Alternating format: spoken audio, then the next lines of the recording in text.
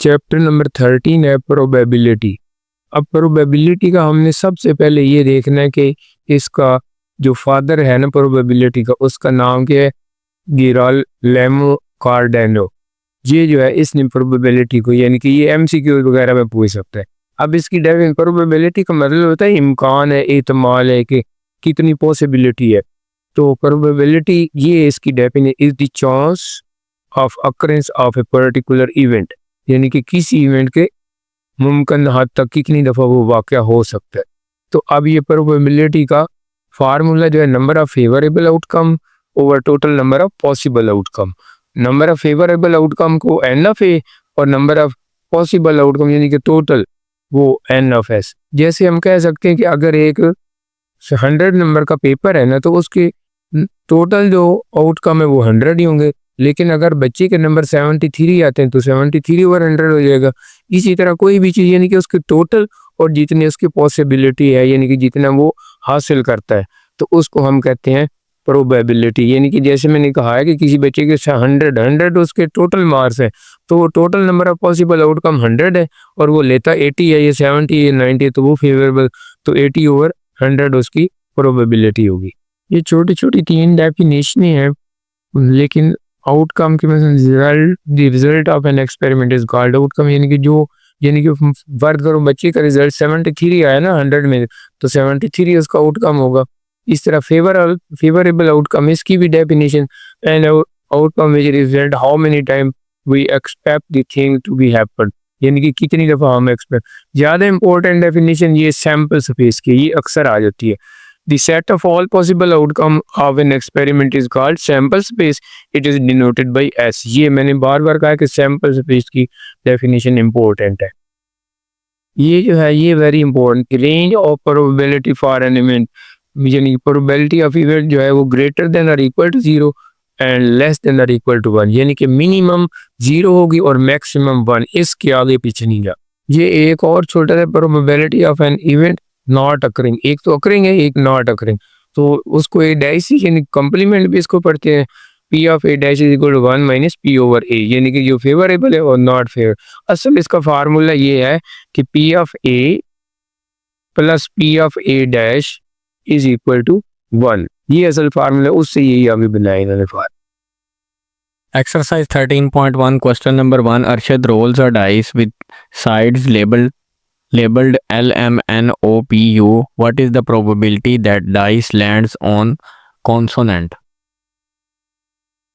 Question number 1 अभी हमने पढ़ा है कि उसकी डाइस की साइड जो है ना उन पर L, M, N, O, P, U लिखा है, तो प्रोबेबिलिटी ऑफ कॉन्सोनेंट हमने फाइंड करनी है।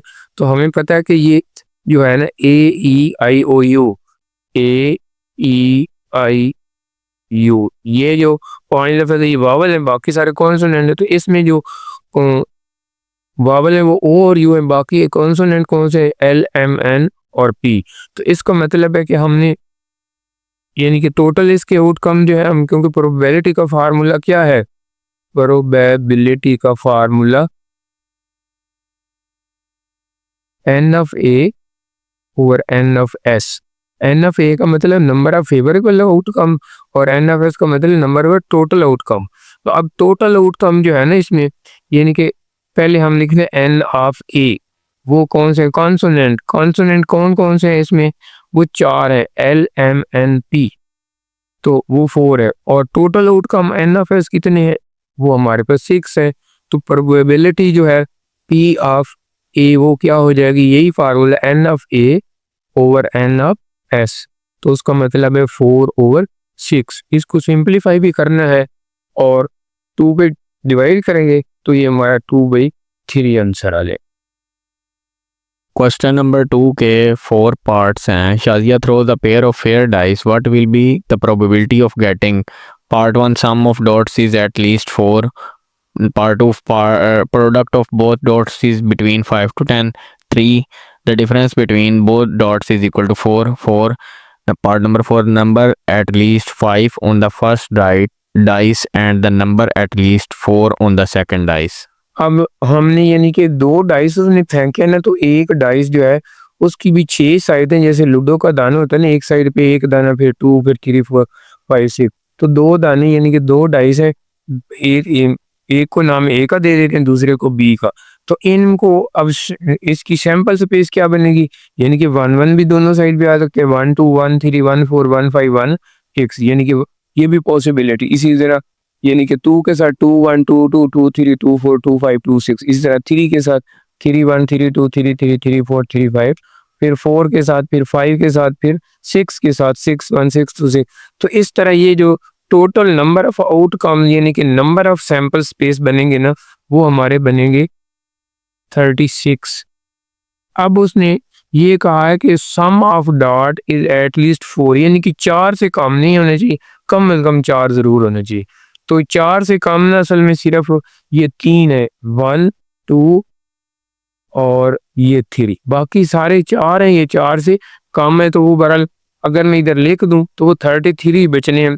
अगर मैं लिख भी दूं ना तो ये देखो, यानी कि 3 4 से कम हुई, ये 1 और 1 2, ये 2 और 1 3, ये भी 2 और 1, बाकी सबको सम करें तो वो यानी कि 4 आएगा या 4 से ज्यादा आएगा। तो चलिए मैं लिख देता हूँ, यानी कि 1 3 1 4 1 5 1 6। फिर इसी तरह 2 1 नहीं लिखना क्योंकि 4 से कम हो जाएगा, 2 2 2 3 2 4 2 5 और 2 6।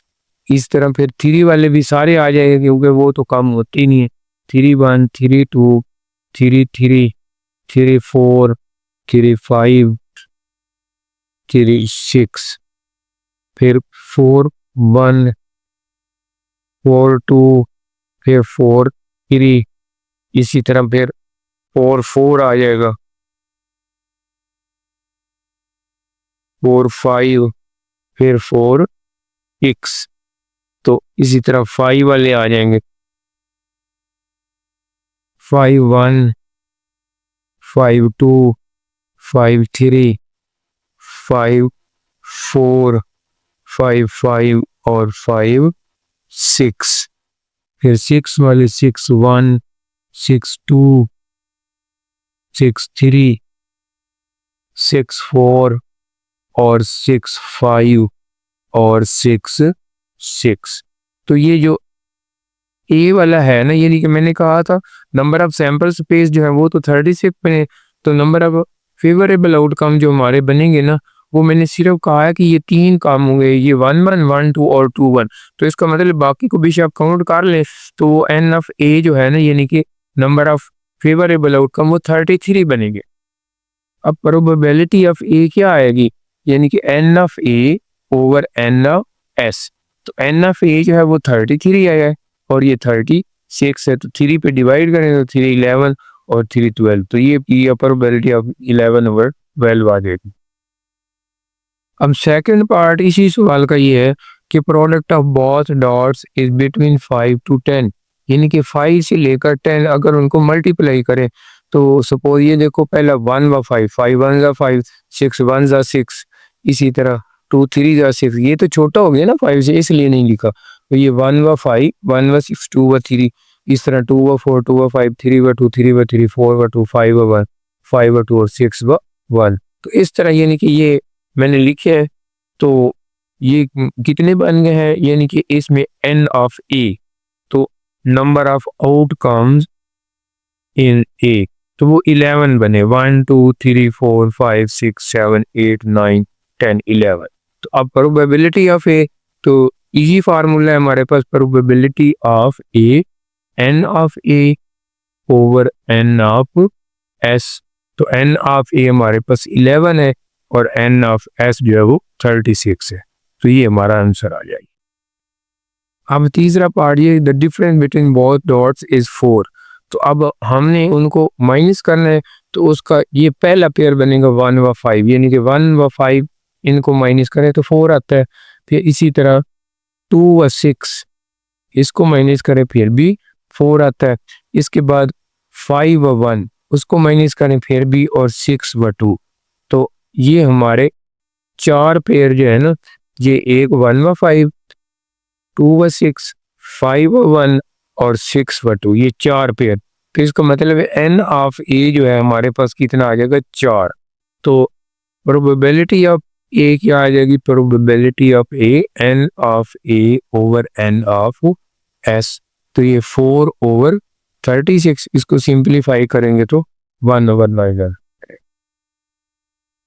इसका फोर्थ पार्ट है कि number at least 5 on first dice and number at least 4 on second dice. यानी कि जो पहला डाइस है, यानी कि जो पहला नंबर है वो कम से कम 5 होना चाहिए, और जो दूसरा नंबर है वो कम से कम 4 होना चाहिए। तो जब पहली हम शर्त देखेंगे तो वो तो यहाँ से शुरू होंगे, यानी कि 5, 5 2, इसी तरह 5 3, यानी कि इसके आगे वाले सारे आ जाएंगे, क्योंकि पहली शर्त तो उसने यहाँ तक पूरी कर दी है। लेकिन जब सेकंड शर्त देखेंगे तो वो 4 एटलीस्ट, यानी कि 4 जो है वो सेकंड है, तो यहाँ पर भी 4 नहीं है, यहाँ पर भी 4 नहीं है, कम यहाँ पर भी नहीं, तो यहाँ पर है। इसी तरह यहाँ पर भी 4 नहीं, यहाँ पर भी नहीं है, तो यहाँ पर भी नहीं। तो इसका मतलब है कौन से हमारे बनेंगे, ये बनेगा 5/4, 5/5, 5/6।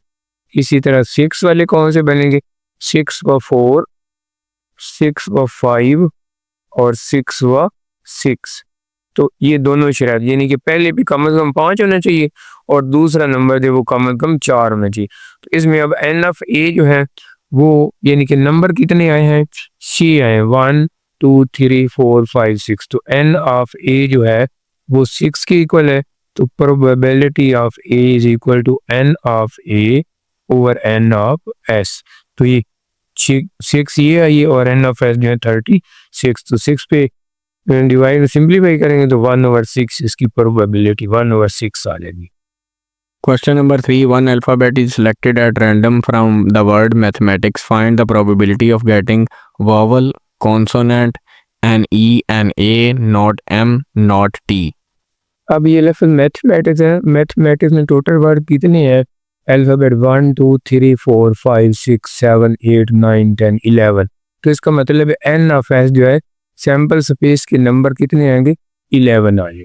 अब वावल पहला पार्ट जो है, वावल में कितने हैं, ये 1 है, ये 2, ये 3 और ये 4, यानी कि ए भी वावल होता है, ई भी, और फिर ए दोबारा आ गया, फिर आई।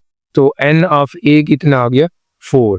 तो अब हमने क्या मालूम करना, प्रोबेबिलिटी ऑफ ए, तो वो क्या होगी, n of A over N of S. तो इसका मतलब है 4/11। इसी तरह सेकंड पार्ट भी इसी में हो जाएगा, क्योंकि कॉन्सोनेंट तो टोटल 4 है ना, तो बाकी कॉन्सोनेंट 7 बच जाएंगे। तो इसमें अगर हम लिखेंगे तो एन ऑफ ए जो है वो कितने आ जाएंगे, 7, यानी कि ये एक ए खत्म हो जाएगा, फिर ए और ई और आई, तो बाकी 7 आ जाएंगे। तो इसकी कौन प्रोबेबिलिटी ऑफ ए क्या आ जाएगी, n of A over N of S. तो इसका मतलब है 7/11। अब इसी मैथ में एन ई के लिए हमने पॉसिबिलिटी, तो एन ऑफ एस पहले हम फाइंड कर ले, वो तो 11 हमने पहले भी पढ़ लिया, और ई के लिए एन ऑफ ए वो कितने 1 ही है।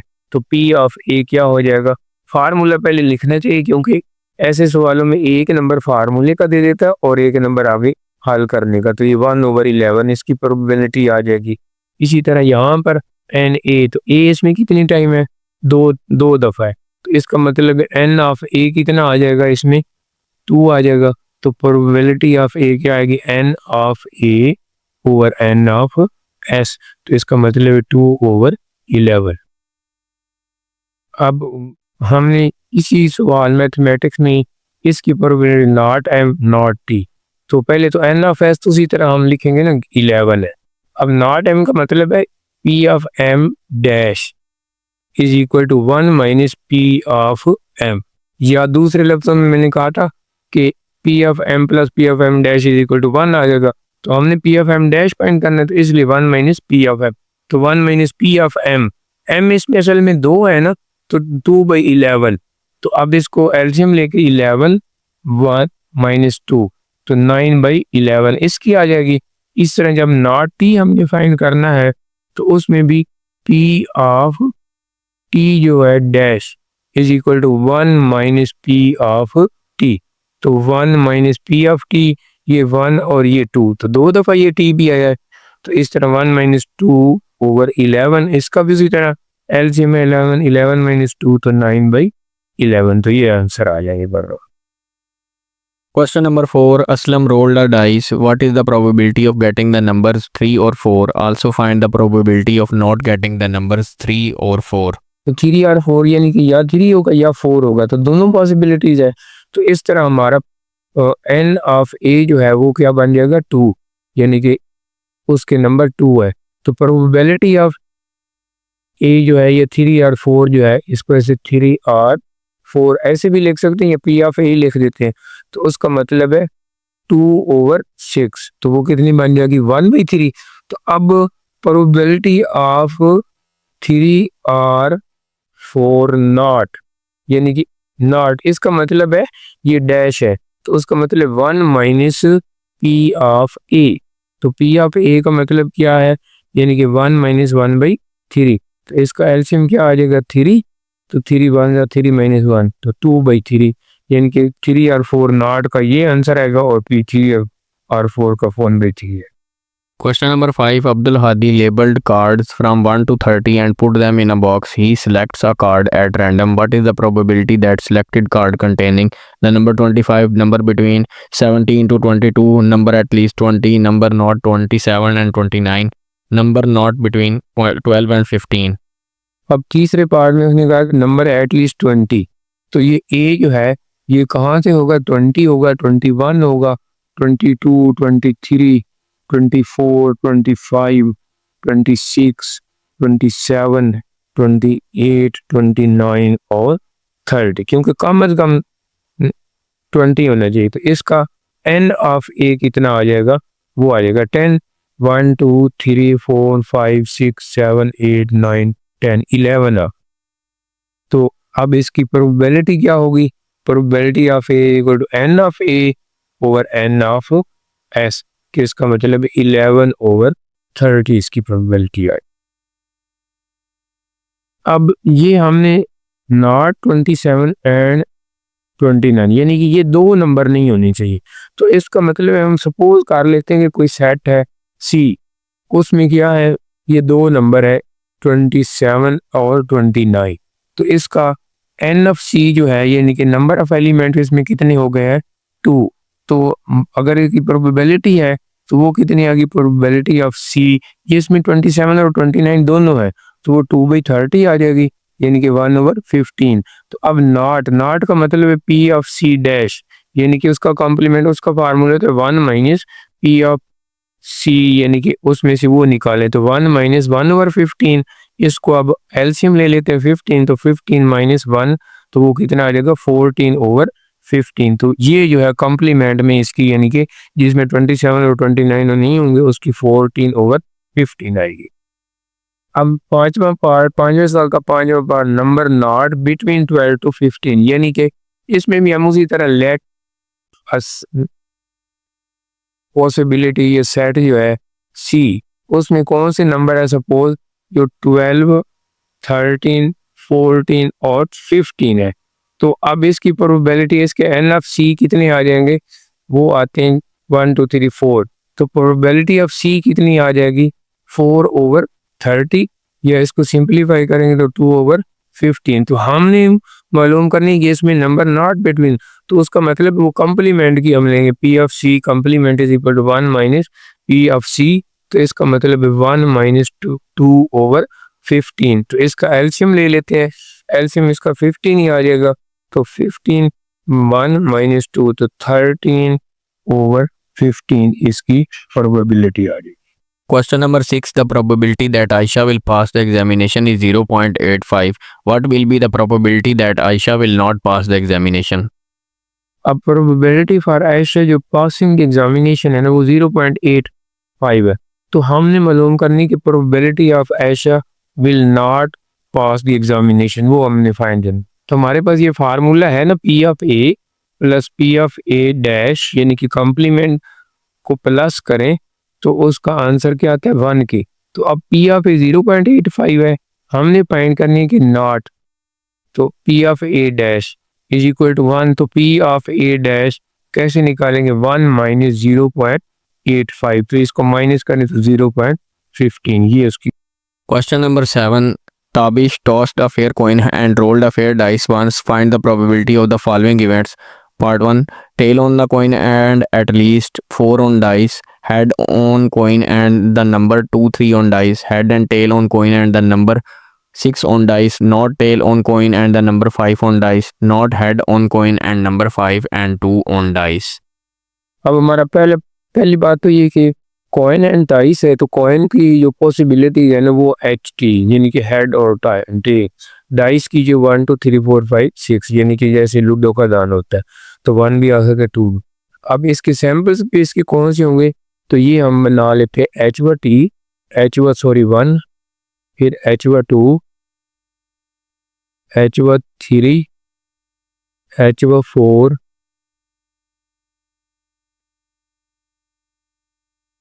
H5, H6, फिर इस T1, T2, T3, T4, T5 और T6। तो ये तो सैंपल स्पेस बन जाएगी। अब नंबर ऑफ इसमें कितने सैंपल स्पेस में नंबर ऑफ पॉसिबल आउटकम्स कितने बनेंगे, 12 बनेंगे, यानी कि ये टोटल काउंट करें ना 12। अब उसने जो कंडीशन दी ना पहले पार्ट के लिए, टेल ऑन कॉइन यानी कि कॉइन पे टेल आनी चाहिए, और एट लीस्ट तो ये जो ए हमारा बनेगा यानी कि फेवरेबल आउटकम जो है, फेवरेबल आउटकम उसको ए कह दे या सी कह दे, न्यू मर्जी कह दे। तो उसमें सपोज ये सी है, तो उसके कौन से बनेंगे जिसमें यानी कि टेल हो, और दूसरी शर्त ये है कि वो 4 कम से कम 4 हो, तो टी व 4, टी व 5 और टी व 6 यानी कि कम से कम 4 होना चाहिए। तो इसमें एन ऑफ सी कितना बन जाएगा, 3। तो अब प्रोबेबिलिटी जो है इसकी कितनी बनेगी, प्रोबेबिलिटी के लिए हम क्या करते हैं यानी कि favourable outcome n of C over N of S. तो इसका मतलब एन ऑफ सी 3 है और ये 12 है, तो 3 ओवर 12 1/4 ये आंसर आ गया। अब दूसरे पार्ट में ये कि head on coin and the number 2 3 on dice. तो पहले तो वही कॉइन के लिए ए सेट लिया एच बटी यानी कि हेड एंड टेल, और डाइस के लिए बी सेट लिया 1 2 3 4 5 6। तो सैंपल स्पेस के कौन से पॉसिबल आउटकम होंगे, ये H1 H2 H3 H4 H5 H6 और T1 T2, तो यहाँ तक ये T6 तक। तो इसके नंबर ऑफ सैंपल स्पेस कितने 12 बन जाए। अब सी जो हमने लेना है वो ये कंडीशन है हेड कॉइन पे हो और नंबर 2 3 डाइस पे हो। तो ये हेड जो है ये वाले सारे हेड ही हैं, लेकिन हेड के साथ आगे 2 और हेड के साथ आगे 3, ये उन्होंने कंडीशन दी है। तो इसका मतलब है सी में कौन से आएंगे, एच व 2 यानी कि पहली कंडीशन भी पूरी होनी चाहिए, हेड होना चाहिए, और दूसरी कंडीशन भी पूरी होनी चाहिए 2 व 3। तो इसका मतलब नंबर ऑफ आउटकम इसमें फेवरेबल आउटकम कितने हैं, 2 है, यानी कि 1 और 2। इसकी सैंपल प्रोबेबिलिटी ऑफ सी क्या होगी, यानी कि एन ऑफ सी और एन ऑफ एस, यानी कि सी लेने या कोई सेट ए भी ले सकते हैं। तो 2 ओवर 12, तो ये 1/6 आ जाएगा। तीसरा पार्ट ये कि head and tail on coin, यानी कि टेल है या हेड है कॉइन पे, लेकिन नंबर 6 ऑन डाइस। तो उसके लिए क्या होगा, बाकी वही उसी तरह ही, यानी कि ए बी, ए जो कॉइन के लिए, बी डाइस के लिए, और सैंपल स्पेस की यही एलिमेंट रहेंगे, और नंबर ऑफ सैंपल स्पेस वो 12 है। लेकिन ये कंडीशन जो है उसके लिए फिर हम कोई सेट सी ले लेते हैं। तो सी की कंडीशन ये से हेड हो या टेल हो, लेकिन इस पे 6 हो डाइस पे, तो ये एच व 6 आ जाएगा और टी व 6 आ जाएगा। तो अब इन दोनों दो ही इसके एलिमेंट है, तो एन ऑफ सी यानी कि कितना आ जाएगा 2। तो यही पी ऑफ सी क्या आएगा, एन ऑफ सी यानी probability n of C over N of S. तो ये 2 ओवर 12, तो ये 1/6 आ जाएगा। अब चौथा पार्ट है कि not tail on coin and number 5 on dice, यानी कि ये टेल भी ना हो और नंबर 5 ऑन डाइस भी ना हो। तो पहले हम ऐसे करते हैं कि ये सैंपल स्पेस तो बना लिए, नंबर ऑफ सैंपल स्पेस भी हमने लिख लिए। तो पहले हम ऐसे करते हैं कि सपोज एक सेट सी है, let C be the outcome in which tail on coin and number 5 on dice, यानी कि उसके उलट पहले ले लेते हैं। तो वो जो है इस तरह सी सेट जो बनेगा ना, उसमें कौन से नंबर बनेंगे जिसमें सपोज जो है टेल हो और टेल भी हो और नंबर 5 ऑन डाइस भी हो। तो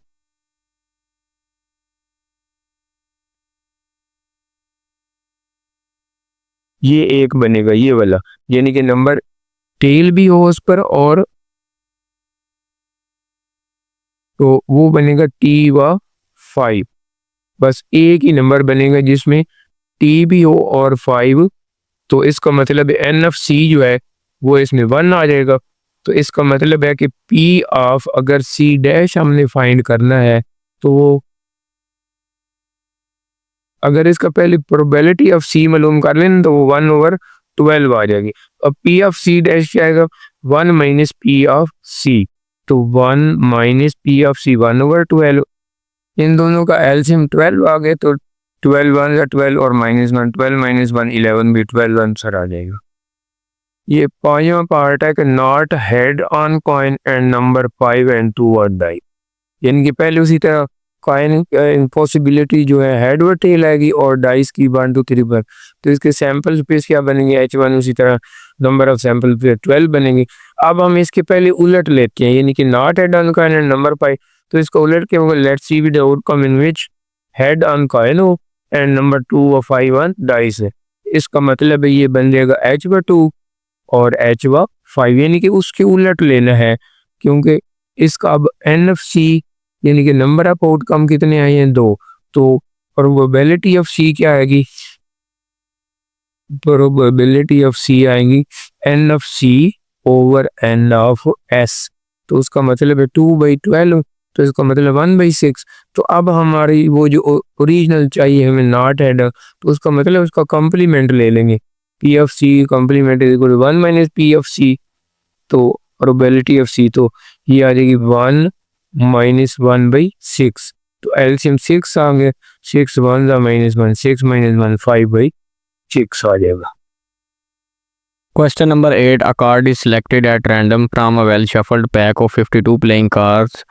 What will be the probability of selecting a coin, neither a coin nor jack? Total जो होते हैं ना, तो वो होते हैं प्लेइंग कार्ड, टोटल जो होते हैं वो होते हैं 52। तो ये उसने सवाल में बताया है कि टोटल प्लेइंग कार्ड 52 है। इसका मतलब है कि एन ऑफ एस जो है ना वो हमारा कितना आ जाएगा, 52 आ जाएगा, एन ऑफ एस 52। अब एक क्वीन तो ये 4 कलर होते हैं, ये इस तरह की एक क्वीन है, ये यानी कि ये चिड़िया, ये हुक्म, ये पान और ये ईंट। तो 4 जब कलर है तो चारों क्वीन है, तो 4 यानी कि क्वीन बन जाएंगी। तो इसका मतलब है अगर हम क्वीन का सेट बनाए ना तो वो कौन सा होगा, एन फेवरेबल आउटकम सपोज ए है, तो वो 4 कलर है, तो इसलिए उसका यानी कि ये 4, इसका एन ऑफ ए हम 4 ले लेते हैं। यानी कि मैंने कहा है ना कि ये हर कलर के 4 चारों कलर होते हैं और हर एक के 13 पत्ते होते हैं, 13। तो 13 4 10 52। तो इस तरह ये क्वीन जो है वो भी 4 फिर होंगे क्योंकि कलर ही इनकी 4 है। तो इस तरह फेवरेबल आउटकम जो है वो 4 आएंगी। तो इसकी प्रोबेबिलिटी क्या होगी, प्रोबेबिलिटी ऑफ ए यानी कि n of A over N of S, तो वो 4/52 तो 1/13 आ जाएगा इसका पहला पार्ट। अब दूसरा पार्ट ये है कि नाइटर क्वीन नॉर जैक। तो हमें पता है प्लेइंग कार्ड जो है वो तो 52 है, वो हमें दिए हैं, तो एन ऑफ एस जो है वो 52 हो जाएगा। अब पहले हम सपोज कर लेते हैं कि फॉर क्वीन, यानी कि जैसे वो मैंने क्वीन के बताए थे ना 4 होते हैं कलर, इसी तरह जैक के भी ये 4 ही है। तो इसमें हम पहले क्या करेंगे कि हम पॉसिबिलिटी ये ले लेते हैं कि let A is outcome in which queen और जैक, यानी कि जिसमें क्वीन और जैक लेंगे तो वो 8 बन जाएंगे। तो इसका मतलब है एन ऑफ ए कितना आ जाएगा, 8 के। और इसकी प्रोबेबिलिटी कितनी आएगी, प्रोबेबिलिटी ऑफ ए जो होगी वो n of A over N of S, तो वो बन जाएगी 8/52। इसको 4 पे सिंप्लीफाई करेंगे तो 2/13 बन जाएगी। तो हमने तो मालूम करनी नाइदर क्वीन लार्ज है, तो उसका कॉम्प्लीमेंट लेंगे, P of A dash is equal to 1 minus P of A. तो इसका मतलब है 1 - 2/13 13, इसका एलसीएम ले लेते हैं 13, तो 13 माइनस 2, तो 13 में से 2 है तो 11/13, तो ये हमारा आंसर आ गया। A card is chosen at random from a pack of 52 playing cards. Cards find the probability of getting a jack, no diamond. अब उसने फिर कहा है कि जैक के लिए हमने फाइंड करना है, तो मैंने कहा है कि जैक और किंग और क्वीन हर एक के 4 कार्ड्स होते हैं, क्योंकि 4 कलर होते हैं।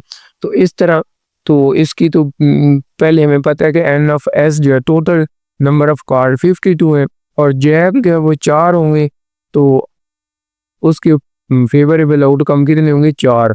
तो इस तरह प्रोबेबिलिटी ऑफ ए कितनी आ जाएगी, n of A over N of S. तो ये एन ऑफ एच 4 ओवर 52 1/13 आ जाएगी।